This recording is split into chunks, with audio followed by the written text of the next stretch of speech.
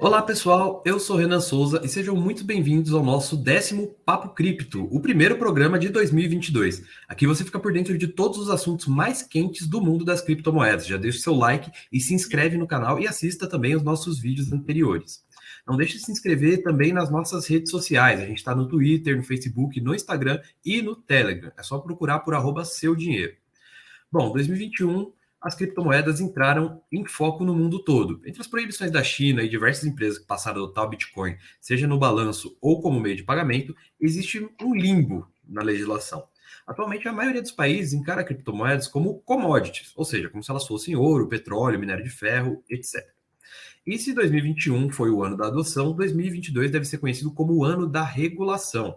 Ou seja, o Bitcoin vai deixar de ser uma coisa dos cantos da internet, das discussões de entusiastas, e passar para o foco das agências reguladoras de todo o mundo, inclusive no Brasil.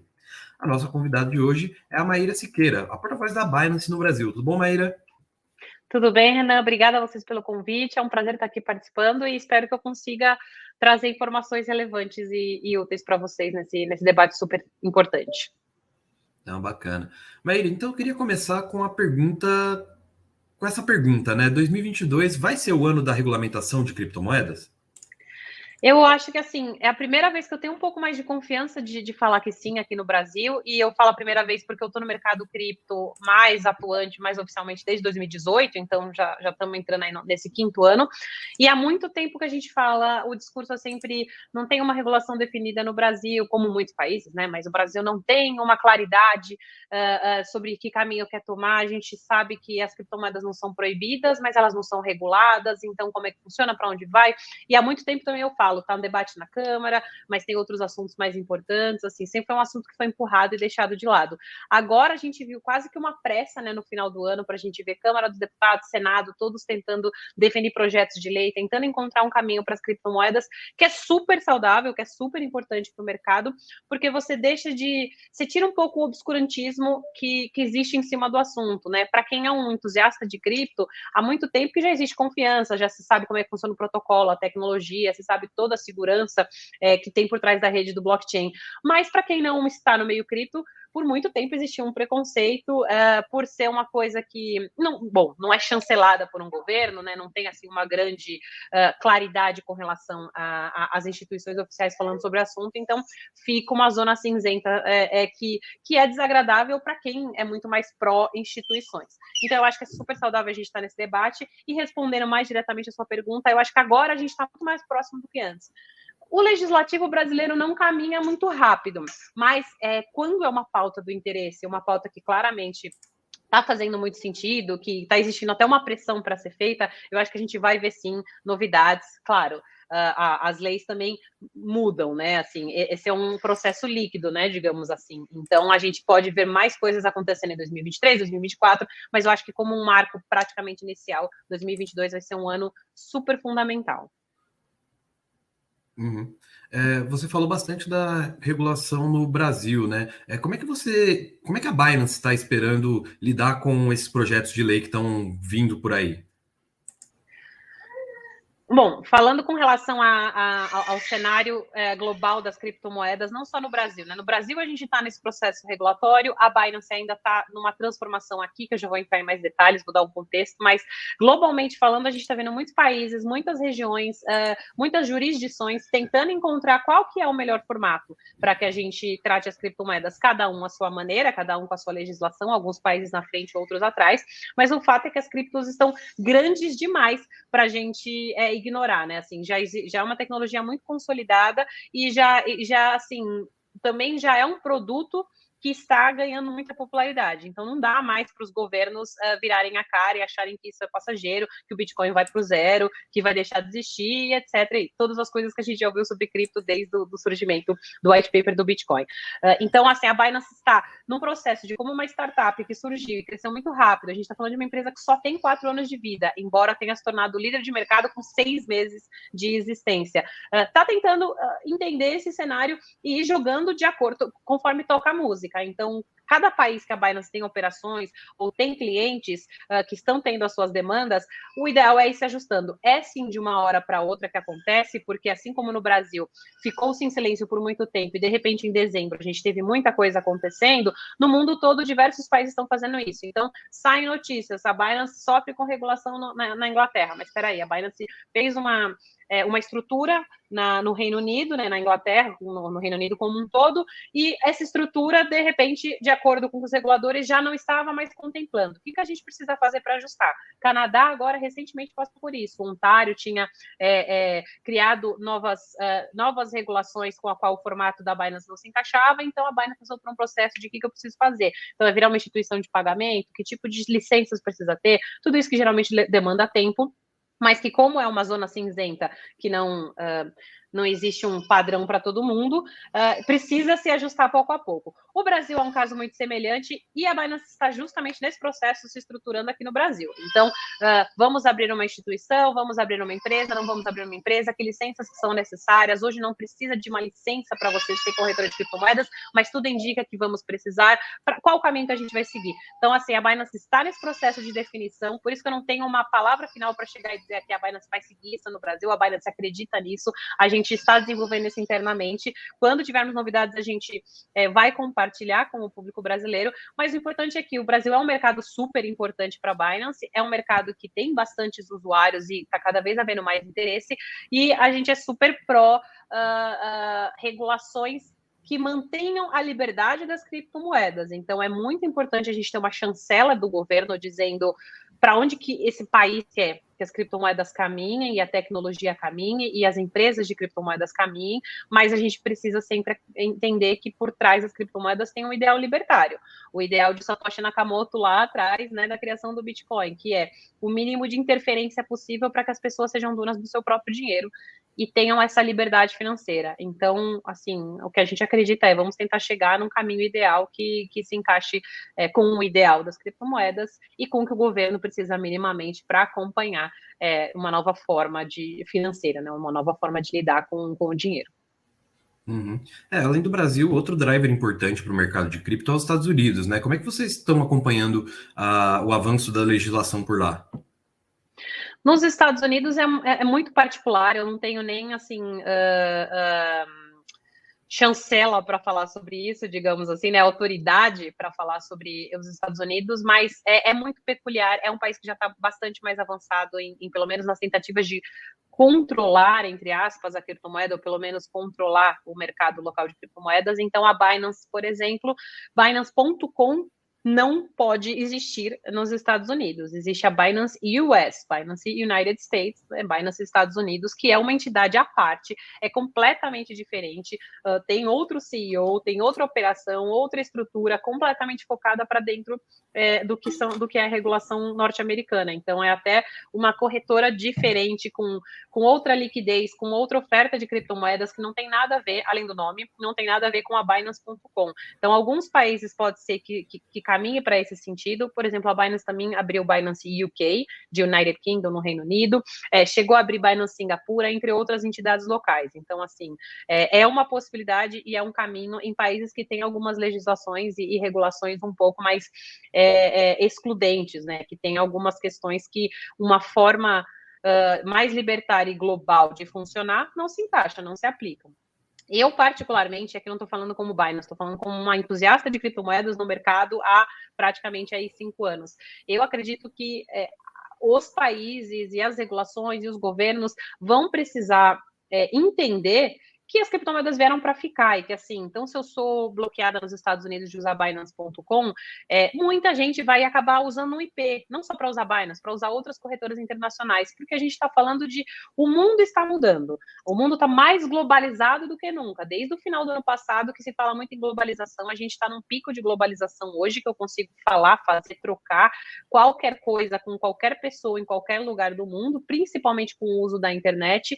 O dinheiro não é diferente, as criptomoedas você consegue mandar para qualquer carteira e não importa aonde está essa pessoa, onde está essa carteira, você só usa a internet. Então, eu acho que os nossos debates de divisas, né, estão sendo colocados em xeque.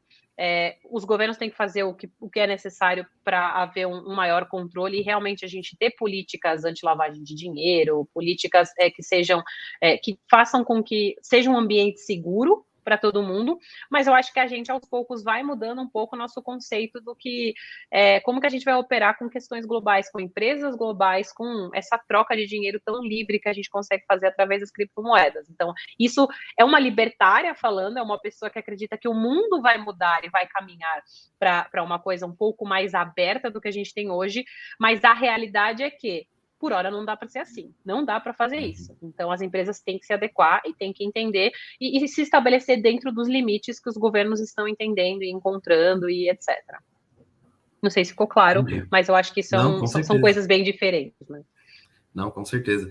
E quando a gente fala da rede sustentando um projeto, das pessoas por si só investindo e fazendo crescer uma cripto, a gente não pode deixar de falar das meme coins também, né, Maíra? Bom, no ano passado o Elon Musk fez disparar o Dogecoin, recentemente a gente teve o Shiba Inu, isso fora centenas de milhares de outras meme coins que surgem todos os dias e desaparecem todos os dias, né? Do ponto de vista de uma exchange, por exemplo, por que vale a pena listar uma meme coin numa Binance, na Coinbase, por exemplo, que são as maiores corretoras de cripto do mundo? Isso não seria meio que oferecer um produto ruim para o seu cliente, para o seu usuário? Existem muitos critérios na listagem de uma criptomoeda numa corretora. A Binance tem um escrutínio assim bem forte, porque são muitas criptomoedas que estão listadas, varia bastante, mas está sempre na casa de 300 a 500 criptomoedas listadas, então é coisa pra caramba, mas ainda assim não chega a 1% da quantidade de criptomoedas que existe no mundo. Assim, a coisa tá bem insana.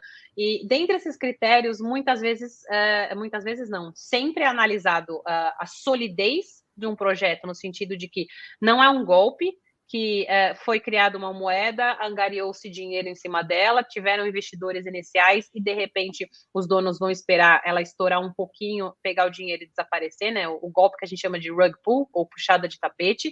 Então, sempre existe muito esse critério muito forte. E existem outros critérios que levam à listagem de uma criptomoeda. Relevância no mercado, volume que ela pode gerar, potencial que ela tem, também são levados em conta. Então, neste cenário, algumas poucas criptomoedas, meme coins, acabam sendo listadas em corretoras como as que você citou. Então, assim, no caso da Binance, existe todo um escrutínio? Sim, mas existem algumas criptomoedas que são meme coins que já são populares, que não fazem mal a ninguém, digamos assim, que já tem alguma solidez, por exemplo, a Dogecoin, que é a primeira e mais famosa meme coin, que nada mais é do que a meme coin do cachorrinho, né? É a moeda do cachorrinho, que o Elon Musk sempre falou e tal. Ela tá no mercado há muito tempo. Eu não sei precisar, mas assim, com certeza em 2018 ela já existia. Se eu não me engano, ela é até de antes de 2018. Então, é uma meme coin que já tá rodando aí há bastante tempo, ganhou popularidade principalmente graças ao Elon Musk, e existe um volume muito alto, então ela e foi listada em muitas corretoras, assim como o Shiba Inu e outras que surgiram. Mas não é qualquer meme coin que vai ser listada, porque você tem que realmente fazer essa análise de mercado.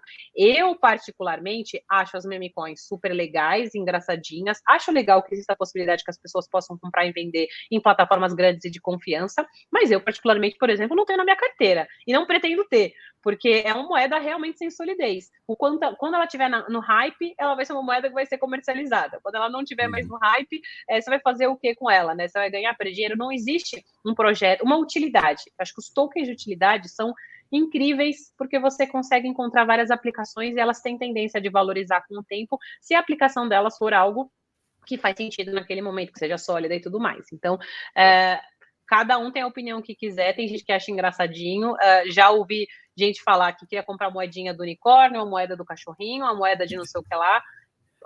O que a gente sempre fala é o Dior, né? Assim, do your own research do inglês, faça sua própria pesquisa, entenda o que está por trás, saiba o que você está comprando ao comprar essa moeda, e se quiser comprar uma meme coin, que seja consciente de que você está fazendo isso pela graça de comprar uma meme coin, mas que isso não é um investimento, que isso não é algo pensado, que você não está acreditando que aquilo é um grande projeto que vai mudar o mundo, né? Acho que você tem que alinhar as suas expectativas. Quando você fala Tomar muito de cuidado também. Não, com certeza, né? Eu acho que é interessante também, eu agora falando como um entusiasta de cripto também, o efeito das meme coins, ele é muito interessante, né? Porque é realmente um efeito em rede. Você está ali colocando um projeto, fazendo ele valer milhões. O próprio Dogecoin chegou a valer mais do que a Petrobras num determinado momento, porque a rede quis. Então, eu acho que esse é um efeito interessante dessas meme coins, que elas conseguem impulsionar a rede porque a rede quer, e enfim, ela vai ter um valor de mercado gigantesco porque a rede quer, porque as pessoas querem. Então, acho que isso é um efeito interessante da gente analisar, principalmente das meme coins. Quando você fala de utility tokens, Maíra, que tipo de criptomoeda você está falando? São os utility tokens, os tokens de utilidade que têm alguma aplicação. Por exemplo, a gente fala do Ethereum ou do próprio BNB. BNB, que originalmente era Binance Coin e que com o tempo foi renomeada só para BNB mesmo, né? Foi a moeda que a Binance lançou no seu surgimento em 2017. Vou começar pelo BNB. É uma moeda que tem uma utilidade e nasceu com a utilidade de ser a moeda da plataforma Binance, então é uma moeda que você pode usar para desconto de taxas, então quem é holder, quem tem na sua carteira e guarda o BNB, tem 25% de desconto nas taxas de transações que você faz dentro da plataforma, vai ser sempre descontado dessa quantidade de BNB que você tem. Quando existe o que a gente chama do Launch Pool ou Launchpad, que são lançamentos de projetos, lançamentos de novas moedas que estão sendo listadas na plataforma, dependendo do tipo de lançamento, quando você tem uma determinada quantidade, por exemplo, 50 BNBs, enfim, vai variando, quando você tem uma quantidade X, você tem direito a comprar antecipadamente aquela moeda que vai ser lançada, porque não vou, uma porcentagem que não existe, mas assim, é porcentagem da cabeça, né? Mas 99% das criptomoedas que são listadas na Binance estouram muito rápido logo no lançamento. Claro, depois o mercado se regula, ela encontra o seu preço ideal, mas logo que ela é listada, existe tanto interesse de uma vez que o preço geralmente estoura. Então, muita gente vê vantagem em comprar antecipadamente para que assim que ela for lançada, você já consegue negociar, você consegue participar e tudo mais. Então, assim, são utilidades que fazem muito sentido, que se você quiser aplicar, você pode vir a ter benefícios. Então, no caso do BNB, é um utility token assim, super clássico que você consegue ter uma aplicação na prática. Além do fato da rede do BNB, assim como a rede do Ethereum, pode se criar muitos projetos porque é uma smart chain aberta, então muita coisa pode acontecer. Tem muitos NFTs que são criados na rede do Ethereum, são muitos NFTs hoje criados na rede do BNB, entre outras redes blockchain que existem por aí. Estou falando de NFT porque está na moda, porque é popular, mas tem outros tokens e outros diversos projetos que podem surgir nessas redes. Ou no caso também que está muito popular, principalmente aqui no Brasil hoje em dia, são os fan tokens. Os fan tokens são uma categoria à parte de token, não são tokens ativos financeiros per se, embora possam ser usados dessa forma, mas não deixam de ter uma utilidade muito prática. Eu sou torcedora do Santos, um exemplo, não é o caso, tá? Mas digamos que eu seja torcedora do Santos e a Binance lançou os fan tokens do Santos aqui no Brasil e lançou no seu Launch Pool e lançou, assim, quem faz farming de BUSD, quem faz farming de BNB, ganhou tokens do Santos por um tempo, então eu nem precisei comprar, caiu lá na minha carteira, porque eu tinha aquelas criptomoedas, todo um formato muito interessante que as criptomoedas proporcionam, e aí você tem esse fan token, e a depender da quantidade que você tem, no mínimo ou uma fração, ou quantos você quiser ter, você consegue participar de ações do clube. Cada clube de futebol, no caso de clube de futebol, você pode ter fan token de outras coisas, mas é que é o mais clássico, né? O token do torcedor. Você consegue utilizar no dia a dia do seu clube. Então, o Santos abriu lá. Qual vai ser a música que o time vai entrar no estádio? Quando abrir uma terceira camisa, você pode votar em 3 opções de terceira camisa. Então, qual que você quer? Você quer a camisa dessa cor, desse formato, desse desenho? Para você determinar qual vai ser o grito de guerra oficial daquele campeonato. Entre outras coisas que podem ser feitas. E aí, assim, o céu é o limite para os clubes. Eles ainda estão muito restritos nessas pequenas decisões, mas dá para se abrir para decisões muito maiores para quem é holder de fan token. Isso é uma forma de eu, torcedora, me sentir fazendo parte do clube e ter um retorno com relação a isso. Então, eu posso ter descontos nos ingressos, eu posso ter desconto, quanto mais fan tokens eu tenho, eu posso ter mais desconto na compra de camisa, por exemplo, que é uma coisa super cara. Então, assim, você consegue amarrar de uma forma muito boa que, para quem é holder dos fan tokens do clube, vai tendo cada vez mais benefício e participando da vida do clube, ajudando financeiramente o clube, mas também sentindo que você faz parte, porque o torcedor de futebol é muito maltratado pelos seus clubes, no sentido de que ele dá, ele torce, ele compra ingresso, ele tá no estádio, e muitas vezes ele não tem um retorno direto do clube, né? Assim, não tem muitos benefícios além dele ver o time jogar. E se tiver numa várzea ou numa draga muito ruim sem ganhar nada, você só fica triste. Então é uma forma de você, de repente, participar mais ativamente e sentir que realmente o seu dinheiro está indo para os cofres do clube, está ajudando ele na saúde financeira dele, por aí vai. Então, existem várias formas de você ver um utility token, mas essas são algumas que eu considero mais interessantes e exemplos muito fáceis, né, de serem entendidos. Não, interessante, Mayra. Porque eu realmente não entendia exatamente como é que funcionava um fan token. E assim, agora você deu o exemplo, ficou extremamente claro para mim por que alguém compraria um fan token, né? Exato, não é só para realmente para você dizer, pessoas. eu sou torcedor e tenho esse fan token aqui, olha que legal. Não é um artigo colecionável, pode ser, mas não é uma NFT, o objetivo não é esse, é que você realmente tenha uma utilidade prática para ele no dia a dia. Uhum. Não, legal. Maíra, agora voltando um pouquinho para a parte da regulação, a Binance ela é um pouco perseguida pelo mundo todo, né? Principalmente no Reino Unido, Itália, ela é proibida de atuar, enfim. Você falou um pouco antes que vocês estão em contato com os órgãos reguladores brasileiros e de diversos países para realmente fazer parte dessa comunidade crescente de investidores em criptomoedas, como uma das maiores corretoras de cripto do mundo e tal.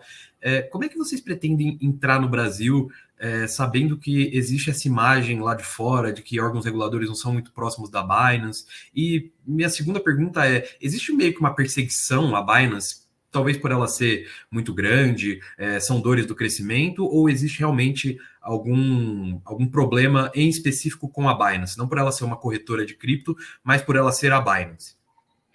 Eu vou responder isso fazendo uma analogia com o futebol mais uma vez, e peço desculpas, mas assim, eu sou uma pessoa que trabalhei 10 anos da minha vida no mundo esportivo, então também tenho muita afinidade.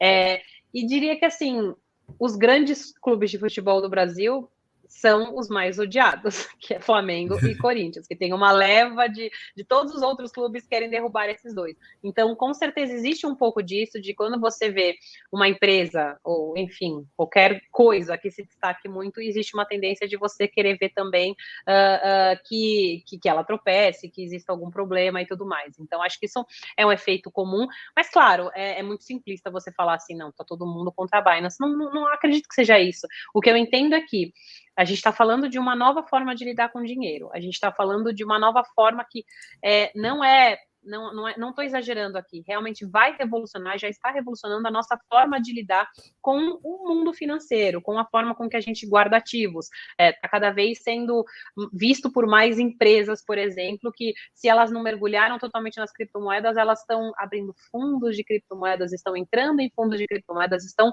fazendo a diversificação de portfólio. Então, a gente está falando de um mercado que a gente ainda não entendeu, a gente como sociedade, né, como um todo, não entendeu exatamente para onde isso vai. Tanto é que até muito pouco tempo se falava que o Bitcoin é uma pirâmide, ou o Bitcoin é uma pirâmide e vai ao zero e acabou e morreu. E existem sites aí que contam quantas vezes o Bitcoin já foi dado como morto. Então, a gente ainda está entendendo.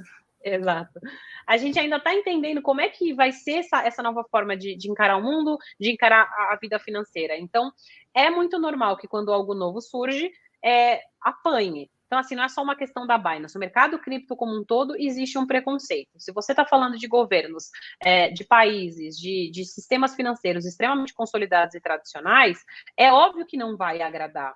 O Bitcoin surgiu para ser uma afronta aos problemas que a gente viu na crise do crash de 2008. Então, quem acompanhou a crise financeira de 2008, Satoshi Nakamoto, seja ele uma pessoa, um grupo, o que quer que seja, quem criou o protocolo do Bitcoin, foi uma pessoa, um grupo, enfim, que olhou e falou, isso não dá para continuar do jeito que está. Olha como a gente está na mão dos bancos, na mão dos grandes do setor financeiro, que fazem o que querem, manipulam o dinheiro do jeito que querem, que emitem governos que imprimem dinheiro conforme querem, porque como se aquilo fosse resolver a economia, fosse resolver os problemas, a gente sabe que não resolve, assim, isso precisa ser quebrado, a gente precisa ter mais autonomia, a gente não pode só contar que quando os grandes bancos e grandes instituições tiverem arbitrariamente um interesse, elas vão conseguir manipular o mercado para que aquilo aconteça, e aí a gente acabou vendo, então, uma grave crise. Se você não entender o contexto que o Bitcoin surgiu e as criptomoedas surgiram, você não vai conseguir entender aonde que elas querem chegar. Então, é óbvio que isso é um discurso que assusta, tudo que é novo assusta, principalmente quem está muito tradicional e acostumado. E a Binance, como uma empresa que cresceu e surgiu muito rápido, também chama atenção, porque daí você, por exemplo, é o Reino Unido, e você está acostumado com o seu sistema financeiro como sempre foi. E, de repente, as criptomoedas crescem. E a maior empresa do mundo nesse setor de criptomoedas está no seu país, tem clientes no seu país, e por ser algo novo, não tem uma regulação específica, mas a gente então precisa criar uma regulação específica, porque a gente precisa taxar, a gente precisa que as pessoas paguem imposto, a gente precisa saber para onde está indo, a gente tem que ter o controle. Então, assim, é muito normal que esse tipo de movimento aconteça, principalmente nos países mais desenvolvidos e que tem muito mais a perder em um mercado muito livre, muito aberto. Você não vai se adaptar do dia para a noite. A gente não se adaptou à internet do dia para a noite. Todo mundo que fala de criptomoeda sempre faz comparativo de quando a internet surgiu, das entrevistas que se davam na época, como as pessoas tiravam sarro e falavam: você realmente acredita que isso vai dar certo? Quanta gente não achou que a internet era um sonho, era algo que nunca ia acontecer, era algo que nunca ia dar certo. Hoje a gente vê que a internet, obviamente, deu muito certo. Hoje a gente vê que o blockchain, obviamente, está dando muito certo e tem aplicações muito além das criptomoedas, e as criptomoedas em si estão dando muito certo e a tendência é que elas não vão acabar. Eu não sei te dizer se o Bitcoin vai ser a maior moeda de todos os tempos para sempre, pode ser que vai ser desbancada, ou pode ser que sempre ganhe a popularidade do ouro, né? Assim, continue sendo o ouro digital, mas a gente vai ver várias outras moedas mais interessantes, mais baratas, mais rápidas, de redes mais rentáveis como um todo existindo por aí. Isso a gente não sabe dizer. O que a gente sabe dizer é que é algo que não tem 20 anos de existência, não tem 15 anos de existência, mas que chegou atropelando o mercado e já está ganhando bastante popularidade. Isso assusta e isso demanda ação de reguladores, das pessoas e das instituições tradicionais como um todo. Então, nada mais normal do que a empresa líder num mercado novo e que assusta e que é muito rápido, seja... eu não diria perseguida, mas assim, peraí, vamos entender o que esses caras estão fazendo. E se a gente vai entender, a primeira coisa que a gente faz é vamos barrar, vamos tentar parar, a gente senta, a gente analisa e a gente fala para eles o que precisa. Essa indefinição do cenário é muito complicada, porque o Brasil não sabe o que quer. Então, assim, eu vou proibir a Binance ou qualquer corretora estrangeira de atuar aqui, mas como que eu vou proibir? Mas por que eu vou proibir? Não, vamos tentar trazer eles para dentro e regularizar. Mas o que é regularizar se eu não tenho uma lei específica? Então, vamos criar uma lei. Então, esse é mais ou menos o caminho, o processo que a gente tem hoje. No Brasil, para as corretoras nacionais com CNPJ e tal, já existe um controle maior, existe a imposição da Receita Federal para que eles reportem tudo que as pessoas transacionam, é uma forma de estar de olho no mercado, saber quem está com muito dinheiro ou não tem, saber que ninguém está lavando dinheiro, enfim, é uma forma de tentar controlar ao máximo para que o governo, de alguma forma, as instituições tradicionais tenham um pouquinho de controle do que está acontecendo. Isso é um primeiro passo que o Brasil deu, a questão de taxação e de impostos. Outros passos vão ser quem vai controlar, quem vai fiscalizar, quais serão os órgãos responsáveis pelas corretoras. Isso vai ter que funcionar para as corretoras também de fora, não só as nacionais, todas as que tiverem operação no Brasil, e aí o Brasil está tentando entender para onde vai. E a Binance chegando no Brasil, o ideal é, vamos entender o que eles querem, vamos sentar e vamos conversar, mas para isso a Binance precisa criar a sua estrutura, precisa começar os seus trabalhos, que é um processo, não é do dia para a noite, essas coisas demoram muito, mas pela qual a Binance está passando. Não, legal. Eu acho que eu expandi muito na resposta, mas é porque eu queria dar um contexto e eu espero de novo que tenha ficado claro. Não, com certeza. Não é uma pergunta simples, não é uma resposta simples, né? Então, quem está nos ouvindo, quem está nos vendo aqui, vai super entender o motivo da sua resposta longa. E, Maíra, já caminhando para o final, a gente tem uma pergunta aqui no Papo Cripto, que é a pergunta do próximo milhão, né? Que geralmente são as apostas de alguém, do que você está olhando no mercado e tal. Essa não é uma indicação de investimento, evidentemente, mas você falou que você é uma libertária, que você gosta, né, de cripto. Então, eu vou te fazer essa pergunta, lógico que não é uma indicação de investimento, mais uma vez, mas eu queria saber quais são as suas apostas para 2022, ou que você gosta, ou projetos, enfim, utility tokens que você está olhando agora.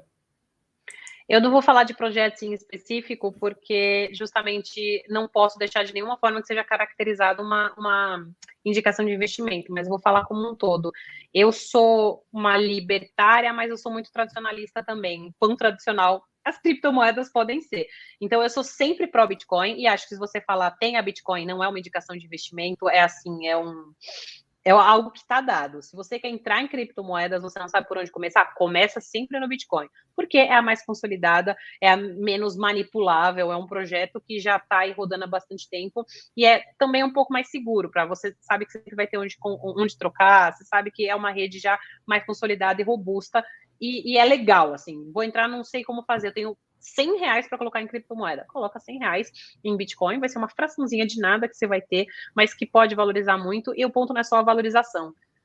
Tendo a primeira criptomoeda, você vai entender como funciona a rede, fazer uma transferência, como que funciona a carteira. Então, assim, começa devagar, começa com um pouquinho. Se não tem ainda, comece pelo Bitcoin, e aí você vai expandir para outras tradicionais, assim, a minha visão, né, assim, minha forma de ver é, começa com uma pequena porcentagem da sua carteira sendo em cripto, vai aumentando conforme você se sente confiante, lembrando sempre de manter, nunca deixe o dinheiro do leite das crianças em criptomoeda, porque é um investimento de risco, assim como você não deixaria o dinheiro do leite das crianças em ações, porque as ações são muito variáveis, mas deixa uma porcentagem, vai aumentando aos pouquinhos conforme você sente confiança. Então, eu diria, comece com Bitcoin, depois vá para projetos que já são sólidos, aí você pode olhar no CoinMarketCap, que é o site mais especializado, quais as que têm o maior market cap, ou seja, as que são mais comercializadas, que têm mais robustez, então seria um Ethereum, o próprio BNB, alguns outros projetos, Cardano, que são projetos que têm utilidade também e já são bastante usados e bastante populares. E aí eu diria, eu particularmente acho que a gente está num ano dos fan tokens, 2021 já teve essa tendência e eu gosto bastante do conceito de fan tokens, acho que vamos expandir fan tokens para outras áreas que não só o futebol. No Brasil é muito mais fácil falar de fan token para futebol, mas já existem outros esportes, outras modalidades, e não só os esportes, a gente pode ir para músicas e artistas que podem ter também tem fãs. Então eu acho que a gente vai ver uma reformulação desse conceito de fan tokens que, se fica complexo para as pessoas entenderem, é como se fossem milhas, é como se fossem créditos, é como se fosse um dinheiro, é como se fosse ali uns créditos que você tem para você participar em eleições, votações. Se você falar de artista, de repente, já pensou um fan token da Anitta? Que coisa incrível, que você consegue ter um fan token e você tem acesso a, dependendo da quantidade, você participa de um sorteio para você conhecer a Anitta, para você entrar no camarim, ou para você ter prioridade na compra de ingressos VIP para um show, seja de quem for. Então, o modelo hoje já existe, só não atrelado aos fan tokens e às criptomoedas. Então, a gente já tem cartão de crédito, que se você tem o cartão XPTO, você consegue ter prioridade na compra de um ingresso, por exemplo. Então, a gente pode aproveitar esse modelo que já existe e adaptar para fan tokens e criptomoedas. Então, eu acho que isso é algo que é uma super tendência para o futuro, que vai fazer muito sentido nesse ano de 2022 e vai ser cada vez mais lapidado, elaborado, desenvolvido, mas eu acho que é um ano muito para isso. E se 2021 foi o ano das NFTs, 2022 também vai consolidar isso, porque a gente não entendeu direito o que era NFT em 2021, só sabe que está na modinha. 2022 a gente vai entender melhor, vai criar usabilidade maior ou assim um sentido maior para aquilo e as pessoas vão começar a entender um pouquinho melhor, e eu acho que é uma excelente porta de entrada para pessoas que não têm nada de conhecimento ou interesse no mundo cripto, se aproximarem um pouco mais e perceberem que o mundo cripto não é o mundo do dinheiro da Deep Web ou do dinheiro desse povo louco que não sabe o que é da vida. Não, as criptomoedas são uma tecnologia incrível que tem muito a agregar e que proporcionam muita coisa. O ecossistema de blockchain vai proporcionar para a gente muita coisa. Então, dei uma fugida aqui para indicar ativos específicos, mas eu gosto de falar de classe de ativos e acho que vai ser o ano. E sem esquecer também, já estava esquecendo, mas é importantíssimo, todos os tokens atrelados a jogos online, jogos de blockchain, principalmente os play to earn, os chamados de play to earn, Axie Infinity como principal exemplo aí, que são jogos que estão muito na moda e vão ficar cada vez mais na moda, né? Esses ativos que você consegue usar online. Os esportes estão crescendo muito no Brasil e no mundo, e tokens atrelados a essa realidade também tem um grande potencial em 2022. Legal, muito bom. Maíra Siqueira, representante da Binance no Brasil, a porta-voz da Binance no Brasil, né? Eu queria te agradecer por participar do nosso Papo Cripto de hoje. Você falou de regulação com uma propriedade sem igual. Você que está nos assistindo, que está nos vendo, que está nos ouvindo em qualquer plataforma, não esqueça de acessar o seudinheiro.com. Lá a gente tem conteúdos exclusivos sobre criptomoedas, mas também sobre todo tipo de finanças pessoais. Qualquer dúvida que você possa ter, a gente tem uma matéria lá específica. Maíra, quer deixar um último recado para o pessoal? Não, assim, nada demais. Eu acho que foi uma conversa muito legal. A gente abordou muitos assuntos extremamente importantes. Agradeço você por isso, Renan. Acho que é super esclarecedor para as pessoas quando a gente trata de assuntos extremamente importantes, assim, num mercado que ainda é relativamente novo.